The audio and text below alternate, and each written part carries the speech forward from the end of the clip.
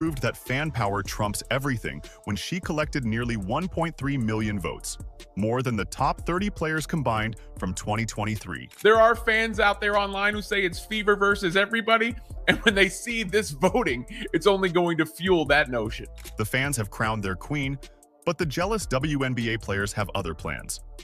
What did they do this time? And how is this creating a divide so massive it threatens to tear the league apart? This isn't just about basketball anymore. It's about respect, recognition, and the future of women's sports. If you support Caitlin and the Fever, then comment down below, CC Record Breaker. Let's go. Clark, a lot of votes. It is. Picture this. Nearly 1.3 million fans across the country clicking vote after vote for one player. Their phones lighting up, their computers humming, all for Caitlin Clark. This wasn't just voting. This was a movement.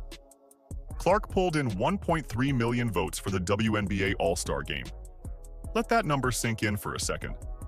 To put this in perspective, the entire top 30 players in 2023 combined only managed 1.17 million votes total. Clark beat 30 players 2 years ago with her votes alone this year. She didn't just break records, she shattered them into pieces. WNBA All-Star captains. Collier earned the role of captains by virtue of being the 2 All-Star starters who received the most fan votes.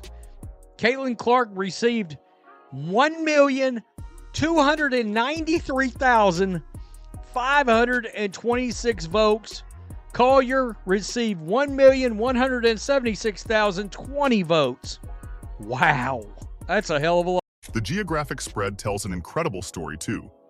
Votes poured in from every corner of America, not just Indiana, not just the Midwest.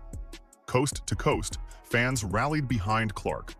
Small towns in Alabama voted for her. Big cities in California backed her. This wasn't regional pride, this was national recognition. And let's not forget a big chunk of international voters too. She's really the face of basketball. Clark's fan army mobilized like nothing we've seen before in women's basketball. Social media campaigns spread like wildfire.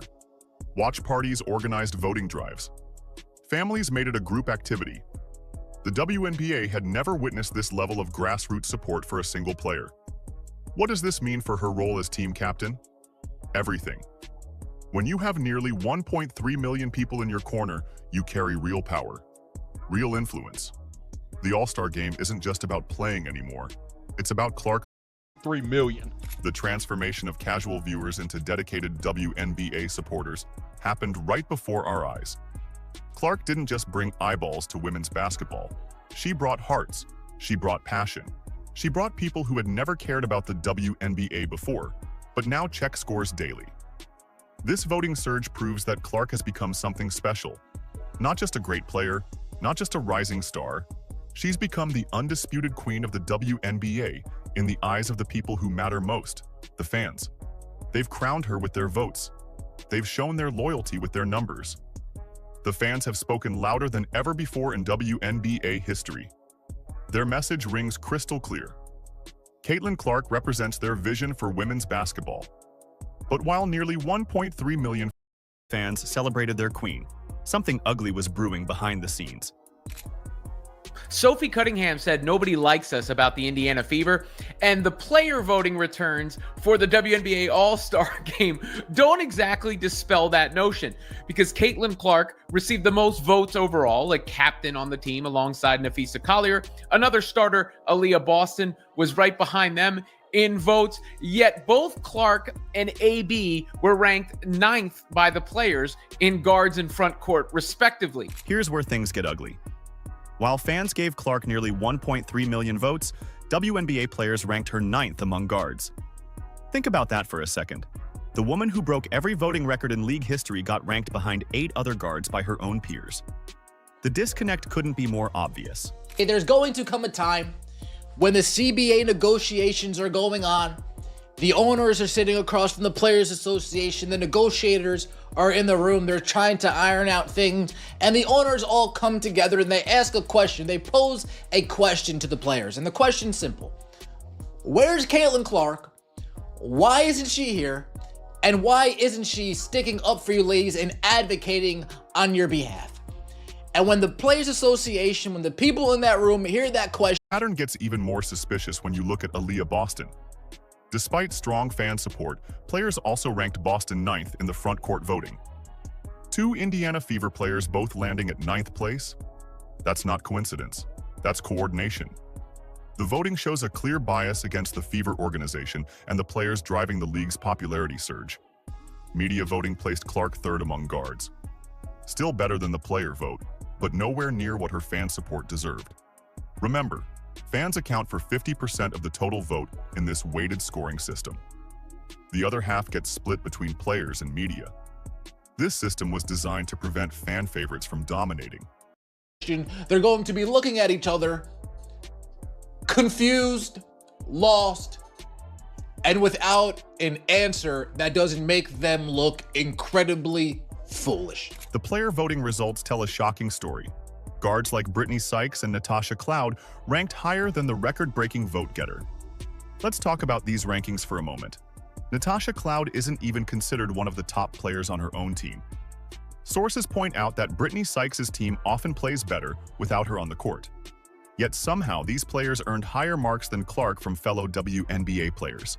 And what everybody is talking about are the player rankings when it comes to the All-Star ballot. They put Caitlin Clark number 9 as far as the guards go for the WNBA. Not number 2 behind, I don't know who would possibly be ahead of her. Not number 3, not 4, not 5. Shout out to LeBron James. Not 1, not 2, not 3. They put her all the way at number 9. But it also allows jealous players to diminish someone's achievements. Behind Natasha Cloud, behind Brittany Sykes. This is absolutely egregious and downright disrespectful. Maybe in Caitlin Clark's mind, she can rationalize, okay, Sabrina. In her mind, I think she's better than Sabrina, but I'm speaking for Caitlin. I'm sorry, forgive me, Caitlin. I don't want to speak for you, but here I am. Maybe she can rationalize that in her mind. Okay. Alicia Gray's having a great year. I haven't really quite been as healthy as I'd like to be. Okay. Think about the irony here. Clark brings millions of new eyeballs to the WNBA. She sells out arenas. She drives television ratings. She creates buzz that benefits every single player in the league. Yet the very people who profit from her success refuse to give her proper recognition. Sophie Cunningham said it best about the Indiana Fever. Nobody likes us. The weighted scoring system shows its true purpose now. It's not about balance, it's about control. When fans overwhelmingly support a player, the league structure allows bitter competitors to override that voice. Players who benefit from Clark's popularity get to vote against her success. This disrespect creates major drama heading into team captain selections. Clark now holds the power to pick her all-star team. Will she reward the players who showed her respect? Or will she take the high road and select based purely on talent? Caitlin Clark has to be getting a light bulb. Oh, they just don't like me, right? Once we get to the Natasha Cloud and Brittany Sykes, a light bulb has to go off. Ding, ding, ding. Oh, they just don't like me. I'm done publicly coming to your girl's defense. I'm done publicly using my cachet, using my fans, my fan base to come support you guys. We're done with that. The jealous players just revealed their true feelings about Clark's meteoric rise. They're not celebrating women's basketball's breakthrough star. They're trying to tear her down. But they made one critical mistake. They gave Clark the captain's chair and the power to choose who stands beside her when the lights shine brightest. Caitlin Clark and Ephesia Collier named the 2025 AT&T WNBA All-Star Game team captains. Clark earns her second All-Star selection, Collier her fifth. Both players are All-Star captains for the first time. Now Clark gets the ultimate power move. As team captain, she decides who plays with her and who gets left behind. The WNBA just handed her the perfect weapon for payback. This new captain draft format creates drama like never before in women's basketball. Here's how it works. Clark and Ephesia Collier will pick teams live on television July 8th. Every selection gets broadcast for maximum entertainment. The NBA tried this format before, and it created fireworks. Now the WNBA gets their turn to watch relationships get tested on national TV. The starters have been revealed today. You got Aaliyah Boston, shout out to AB, Paige Beckers, Caitlin Clark, Nafisa Collier, Alicia Gray, Sabrina Ionescu, Aneka Ogwumike, Satu Sabali, Brianna Stewart, and Asia Wilson will be your 10 starters that Clark and Nafisa Collier get to choose from. Clark faces strategic decisions that could reshape the entire league. Does she pick loyal teammates like Lexi Hull and Kelsey Mitchell? Or does she go for pure talent and select players who voted against her? The choice reveals everything about her character and her priorities. Think about the players who disrespected her in voting. They ranked her 9th among guards, despite her record-breaking fan support. Now those same players might desperately want her approval. Picture Asia Wilson waiting to see if Clark picks her. The irony tastes sweet. This format gives Clark the perfect chance to reward her supporters. Hull and Mitchell stood by her through every controversy. Boston fought alongside her all season. Clark can show the world who truly supports her rise by putting them on her team. When you guys are in the negotiation room and you're getting asked all these questions, where's Caitlin Clark? And you keep calling me and it goes ring, ring, ring, ring, ring, ring. Shout out to Kevin Gates. When you guys text me and he gets left on red, you guys know why. You guys know why. You don't think I'm that good. And if you do think I'm that good, you don't want people publicly to know you guys think I'm that good, so you're just going to downplay me and shit on me for public perception. I'm not cool with that. The live selection process exposes league tensions like never before. Every pick gets analyzed. Every snub gets remembered. Players will know exactly where they stand with Clark. The cameras capture every reaction, every disappointed face, every surprised smile. Potential snubs could shake up relationships across the WNBA. What happens when Clark passes over certain players? How do they respond? The draft creates storylines that last all season long. Grudges form. Alliances strengthen. The politics of women's basketball play out in real time. This moment connects to the massive WNBA expansion happening through 2030. Clark's influence drives the growth. New teams want to capture her magic. The Golden State Valkyries already sold out games before playing. Clark's star power creates opportunities for everyone. The captain draft showcases Clark's growing influence on the sport. She brings viewers. She generates buzz. She makes headlines. Now she gets to use that platform to highlight the players who deserve recognition. I don't know how else to really spin it, especially when you see some of the players that are voted above them in this and that wind up ranked higher. And of course, with the narrative around Caitlin Clark in the past. Let's take a look at the actual voting returns. You can see it for yourself. Here is the voting. Paige Beckers, fan rank 2, media rank 5, player rank 4, meaning she was well ahead of Caitlin Clark when it comes to the player ranks. Caitlin Clark, fan rank 1, media rank 3, player rank 9. That's a huge jump from just the media rank to the player rank. Clark holds all the cards heading into this draft. She can reward loyalty or pursue talent. She can create drama or promote unity. The choice reveals her vision for women's basketball moving forward. The players who voted against her just gave Clark the perfect opportunity to show her power. She gets to pick who stands beside her when the lights shine brightest. The Queen chooses her court. Clark's record-breaking vote total isn't just about one All-Star game. It's proof that women's basketball has found its breakthrough star. The WNBA recognizes this massive shift happening right before our eyes.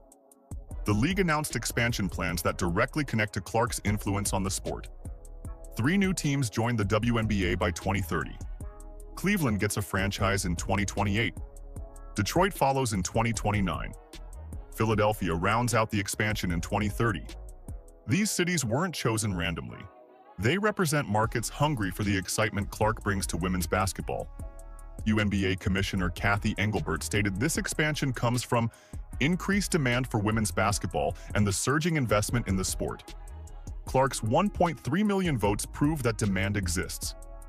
Fans want more games, more teams, more opportunities to watch elite women's basketball. The Golden State Valkyries already show Clark's impact on new franchises. They sold out all 10 home games at Chase Center before playing a single game. Think about that for a moment. A brand new team selling out based purely on excitement for women's basketball. The Clark effect reaches every corner of the league. Investment money flows into women's sports like never before. Corporate sponsors see Clark's voting numbers and want their brands associated with her success. Television networks bid higher for WNBA rights. Arena owners request expansion teams. The business side follows the fan enthusiasm Clark generates. Clark's success creates massive opportunities for teammates like Hull, Boston, and Mitchell. More games mean more exposure. More teams mean more roster spots. More investment means higher salaries across the board. Clark's rising tide lifts all boats in women's basketball. Viewership numbers surge wherever Clark plays. Attendance records fall at Indiana Fever games. Television ratings spike during her appearances. The All-Star voting proves this popularity translates into real fan engagement that drives league growth. The 2025 season shapes up as something special because of Clark's influence. New fans will tune in to watch their voting champion. Veteran players benefit from increased attention. The entire league elevates to match the excitement Clark brings to every game. Clark's 1.3 million votes represent just the beginning of a women's basketball revolution. The expansion announcements prove the league believes in sustained growth. They're not betting on a temporary spike. They see Clark as the foundation for long-term success. What records will she break next? All-Star voting was just the start. Television ratings await. Attendance figures beckon. Merchandise sales call her name. The empire Clark built with fan votes now expands across the entire women's basketball landscape. Clark just proved that fan power beats jealous politics every single time. And this is only the beginning. Nearly 1.3 million votes show what happens when real fans unite behind their champion. The jealous players can vote her ninth all they want. The fans crowned their queen. Keep supporting Clark and the Fever as they build toward an incredible 2025 season. Your votes matter. Your support drives this growth. The All-Star Draft happens July 8th, and Clark gets to show everyone who truly supports women's basketball. 3 new WNBA teams joined by 2030 because of this momentum. This revolution starts with you. If you support Caitlin and the Fever, then comment down below, CC Record Breaker. Like, subscribe, and turn on all notifications so you never miss out. Click the video on the screen, and we will see you in the next one.